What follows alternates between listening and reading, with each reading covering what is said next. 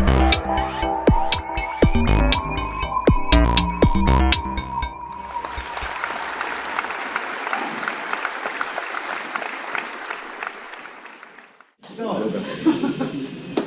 do you trust your senses? Well, of course you do. Right? I mean, I didn't see you hit the wall on the way in, right? We all confidently found this opening here. We went through the door. We said hi. We said, well, how are you? Do we see each other again? Those senses are good. I mean, you rely on them, you trust them. How about taste? How about smell? How about the feeling for being hungry? How about the feeling for being full? Do you trust them too? It seems we don't trust them at all. Actually, I did not. We count calories. We have psychics, okay, let's call them dietitians, you know, those food experts. Tell you what to think, what to eat, what is good, maybe even ecological, whatever. Why don't we trust our senses for this?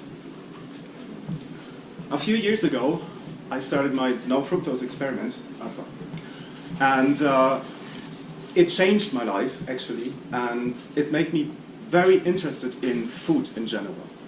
It would take like forever to explain this, that's why I prepared something, a sort of summary, and I would need your imagination for that, please. Please try to imagine I have a microwave dish right here. Okay, it's fresh out of the microwave, it's hot, and I'm opening it. What?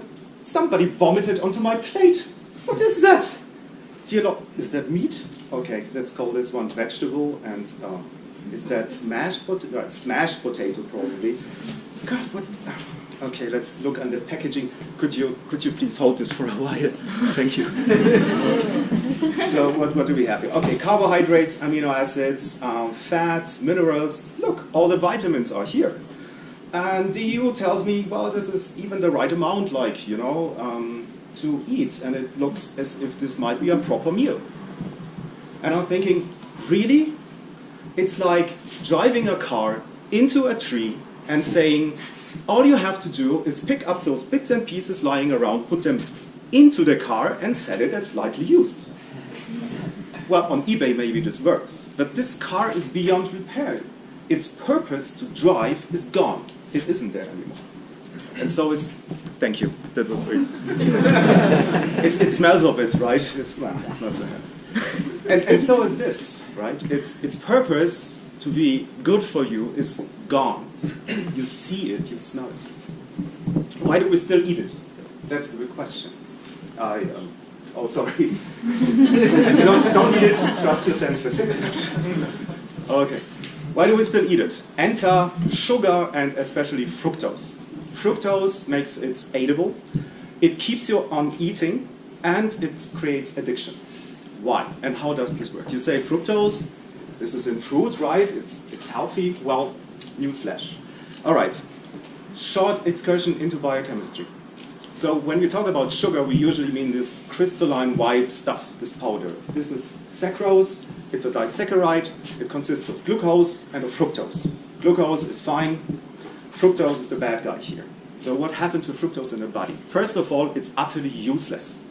There is one thing where you can use fructose. It's the sperms use it as a propellant.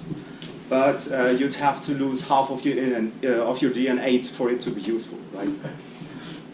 Someone got it. Okay.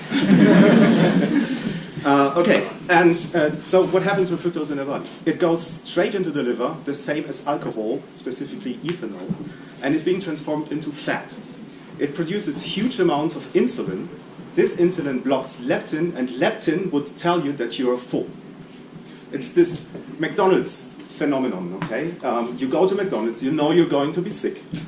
You eat your meal, and while you are getting sick, you think, I should have some more. Am I right?